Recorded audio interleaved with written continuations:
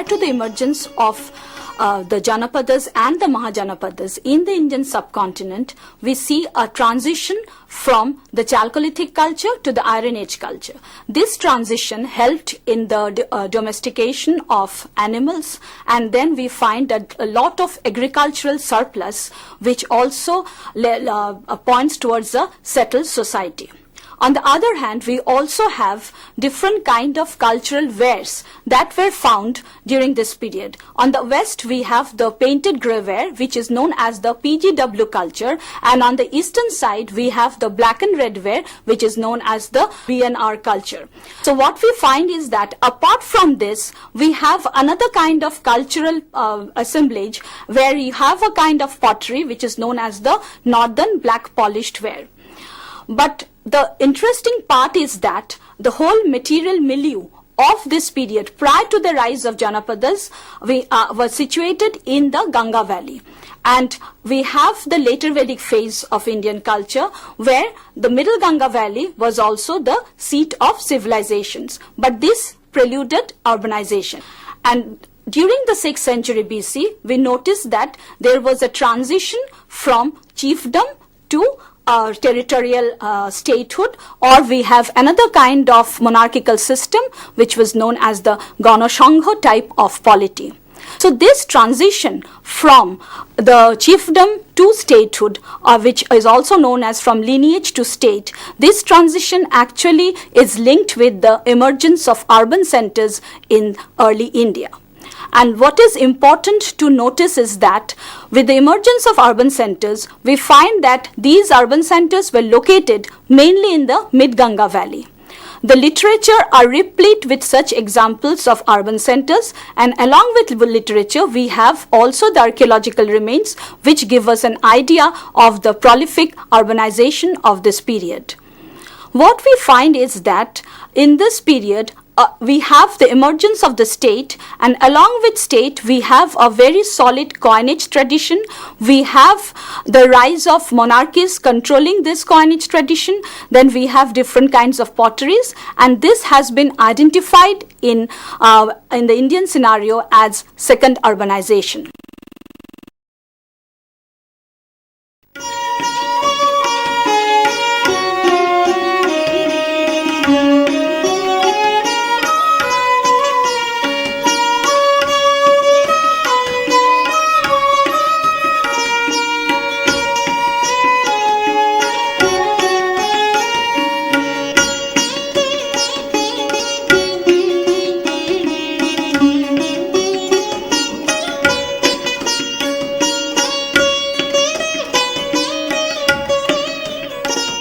What are the sources of this second urbanization? We find that, interestingly, Buddhist texts are more vocal regarding these urban centers in contrast to the Brahmanical literature. We have references in the Buddhist texts to different kinds of nagaras, but that doesn't mean that the Brahmanical literature was unaware of the nagaras.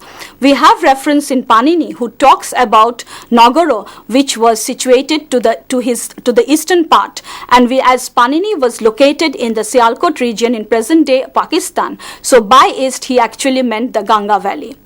Moreover, there is a kind of repulsion towards the Nagara life, towards the urban life in the Brahmanical literature. We have the Bodhana Dharma Sutra, which talks about a Nagara, a place where you have non-reading of the Vedic texts. So there was this kind of difference, an attitudinal difference towards the Nagaras in the Brahmanical literature. But if we look at the Buddhist texts, we find they are replete with examples of such Nagaras. In fact, the Mahaparinirvana Sutta talks about 80 Mahanagaras during the 18 Nagaras actually during the time of the Parinirvana of Buddha, and among these actually 6 were Mahanagaras.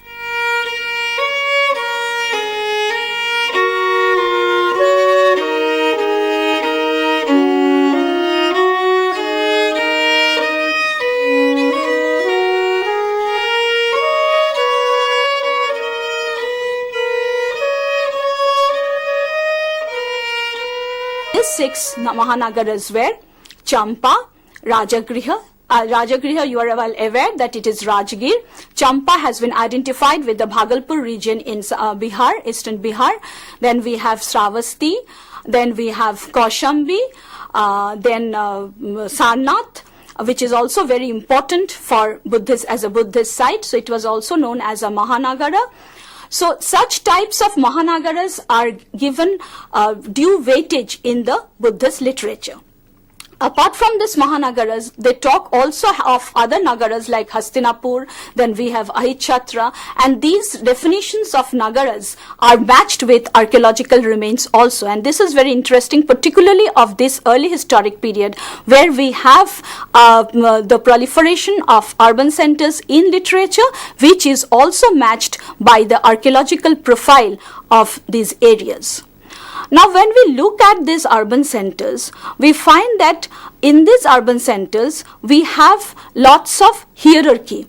And this hierarchy, the concept of hierarchy has been brought about by George Erdős when he was talking of the work, talking of Kaushambi. Kaushambi is a site which is near Allahabad, and there we find that we have actually 4 tiers.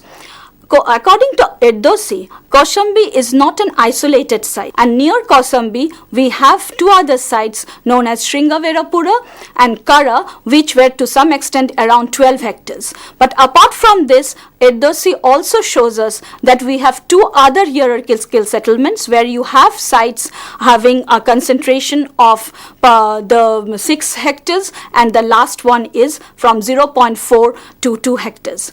So when you look at this entire scenario, we find that Kaushambi actually represents the Mahanagara which we have in the Buddhist literature. So this kind of amalgamation or correlation with archaeology and text is very interesting, which we normally do not find in early Indian scenario.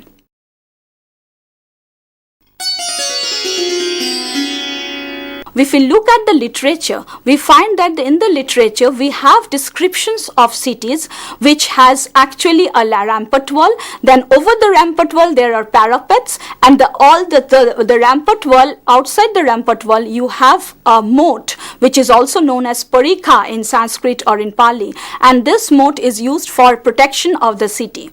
So when archaeologists excavated such urban centers like Ahichatra or others, they found that these kind of rampart walls and the moat was very much present in the archaeological context too. And what is interesting is that building of such kind of rampart walls needed a lot of labor force, which also implies social organization. And of course you need the techniques. So these cities had the technological foundation as well as the labor force and the social organization to have such rampart walls.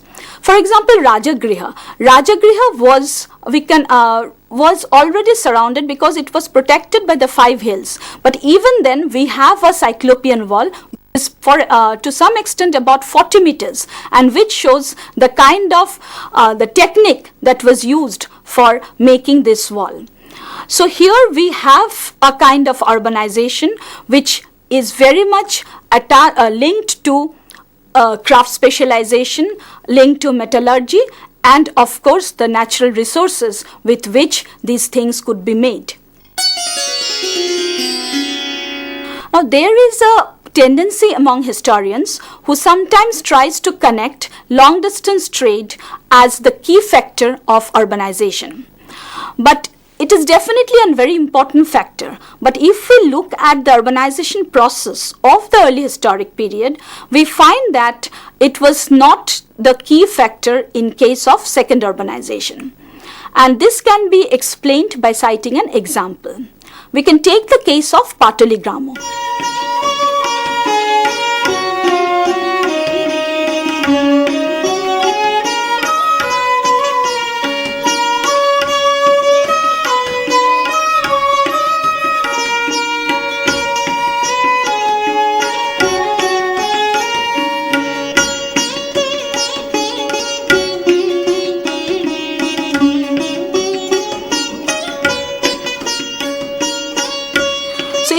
at the Pali literature does not refer to Pataliputra as a Nagara.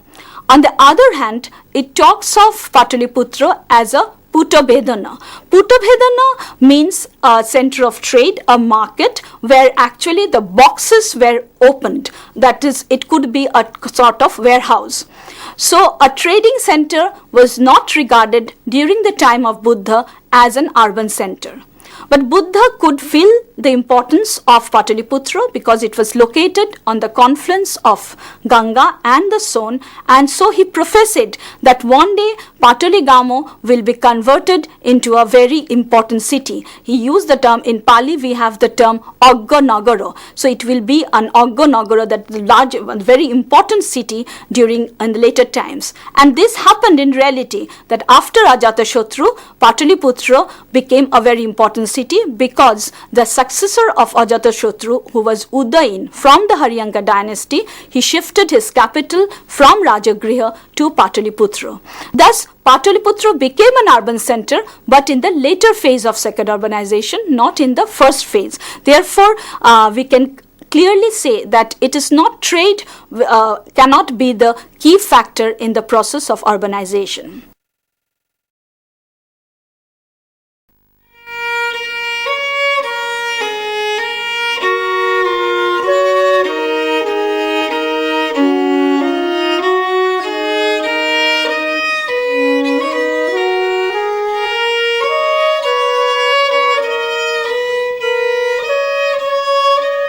Now, if we look at the genesis of these urban centers, what we find is that these urban centers could grow for many reasons. And one of the very important reasons for the growth of these urban centers were political.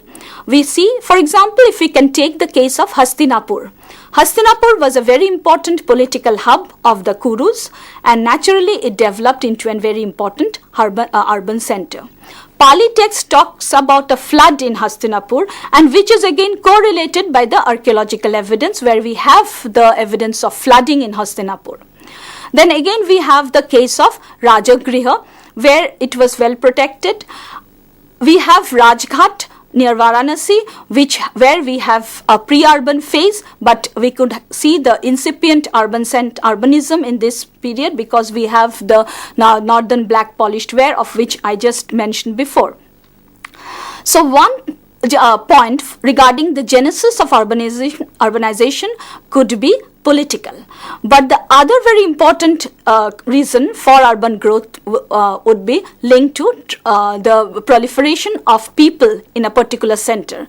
Urban centers were looked at areas of convergence where people from different areas used to come and meet. There were craft specialization, craftsmen was there, and it was mainly a locality where you have a very strong non-food producing group, and they were specializing in crafts and artists, and we have artisanal objects also. The third point regarding the genesis of urban centers could be a site of pilgrimage. We can have the example of Vaishali. Vaishali developed as a very important pilgrim center during the time, during the period we are referring to, that is around 6th to 5th century BC. And then we find that there are many people actually came to Vaishali as a part of pilgrimage, and there Vaishali turned into a very important urban centers with the accumulation of so much of wealth from the pilgrimage and the visits of the pilgrims to this region. Therefore, three factors which are very important for the growth of an urban center was that it could be a political center, it could be a center where people converged, a center of linkage where you have the craftspersons, and then finally it could be a pilgrimage center. Now, there are different kinds of opinions regarding the formation of an urban center, and particularly regarding the formation of second urbanization. We have two groups of historians who actually have propounded the view, and there's a debate whether iron or use of iron implements was important in the growth of our urban center. So we have D.D. Kosambi, R.S. Sharma and N.R. Banerjee, who talks about the growth of urban centers in the context of the use of iron. This is because, as I have mentioned earlier, that the 6th century BC is a phase where you have we have the proliferation of the painted grey ware, and painted grey ware is being equated with the Iron Age culture. Now, with the use of iron, the iron plowshares were replaced by the wooden plowshares were replaced by the iron plowshares. And when you look at the territory of the Ganga Valley, you can very well imagine that the soil with which the iron plowshares were very important for the cultivation of those soils, and therefore you have the surplus in the agrarian milieu. And when you have a surplus, it was the point of view of the historians who propounded the cause of iron use. They said that when you have a surplus, that surplus could be used for the non-food producing people who were living in the urban centers, and therefore naturally you have the proliferation of urban centers. Iron was taken as the key factor as in the growth of an urban center.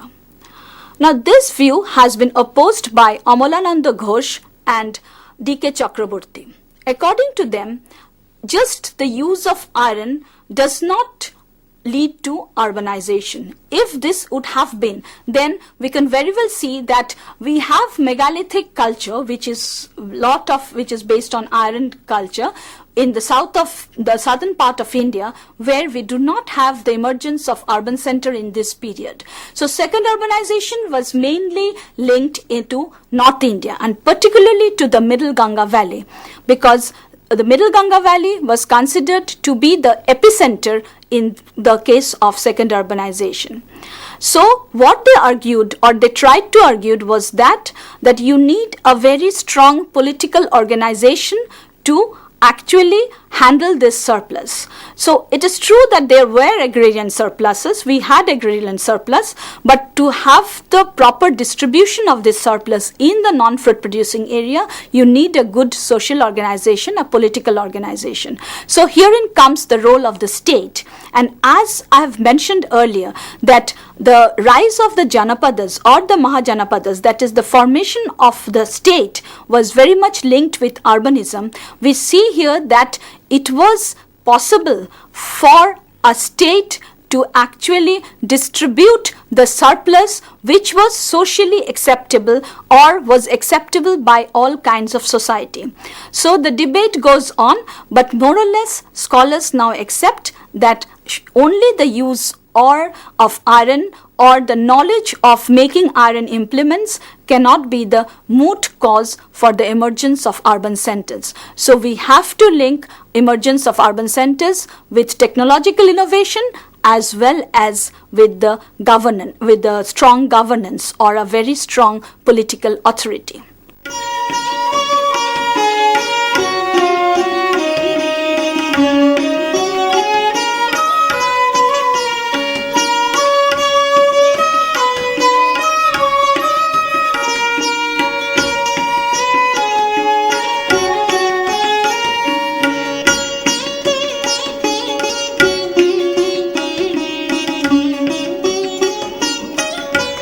Other areas where we have see the main features of urbanization are in the area of coinage.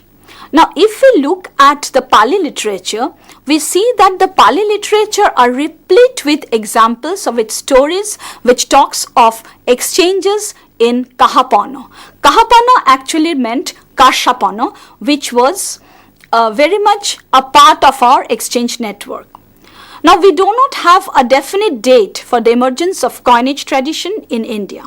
But what we do have is that from around 5th century BC, we see that from the archaeological context, we have the coins which are known as the Panchmark coins. So these are known as the Panchmark coins because the symbols that we find in the coins, these were mainly silver coins. Later on we have examples of copper punchmark coins, but in this case we have mainly the silver punchmark coins. And these silver punchmark coins had certain symbols, and these symbols were done with the punch technique, and therefore these are known as punched mark coins. So here again you find that the expression kahapono, which refers actually to the punchmark coins, tallies with what we have in literature and what we find from archaeological findings. And when we have coinage, it talks about a very important exchange network. So we have coinage tradition, very strong coinage tradition, and therefore this coinage tradition was linked with the exchange network of this period.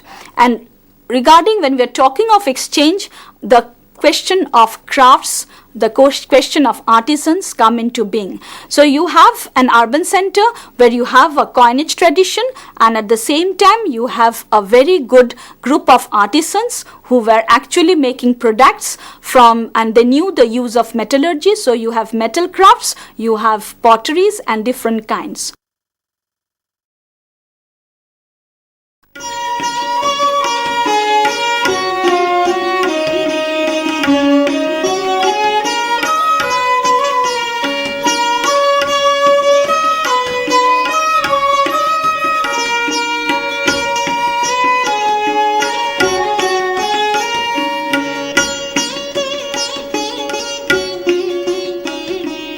Potteries and potsherds actually loom large in the archaeological context of early historic urban India.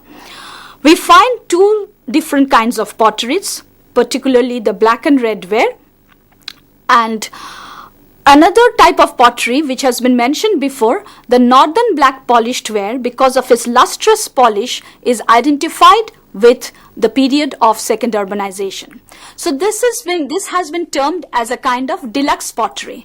Deluxe because it was taken to be used only in the areas where we have urban centers. Excavations in areas where we do not have urban centers did not yield any such kind of northern black polished ware, which is commonly known as NBPW. And we are now sure, we have evidence to show that northern black polished ware was not just a kind of pottery, it was also used as an item of exchange. So these northern black polished ware were used as item of exchange for long distance trade. These Indian made or the Ganga Valley NBPW have been found in other regions of India as well as abroad. So this is a very important connection between pottery and urbanization.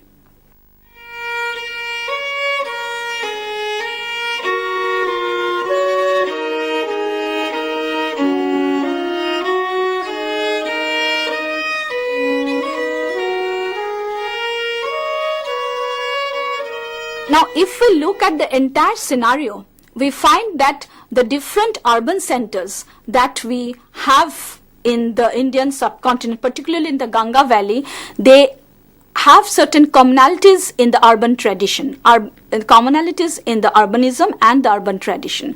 So the commonalities are basically linked to trade exchanges, but as I mentioned earlier, in the early period of second urbanization, trade was not the only key to urban centers, but later on we find in the latest phase that trade becomes very important. Craft specialization is very important, coinage tradition, pottery, and of course having a good organization, that is a political organization, is very important for the development of urban centers. Urban centers have been seen in two different ways.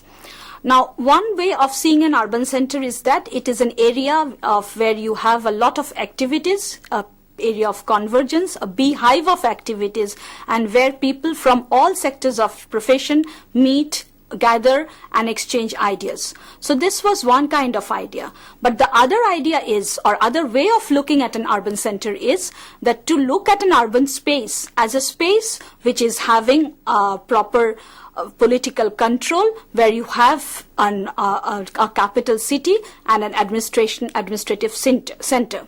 So these are the two different ways where historians have looked at an urban center. But in generally, urban centers are looked at or seen as a place where you have predominantly people from all factions or all factions of life.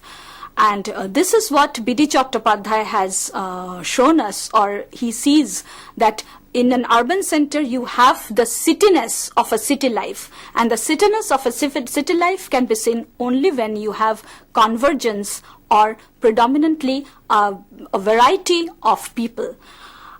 And finally, what we have to remember is that the rich agricultural milieu is important for the growth of an urban center. We cannot isolate the agrarian milieu from the urban milieu. So the surplus production of the agrarian milieu comes to an urban center, and which helps in the rise of an urban center, monetization and different kinds of crafts.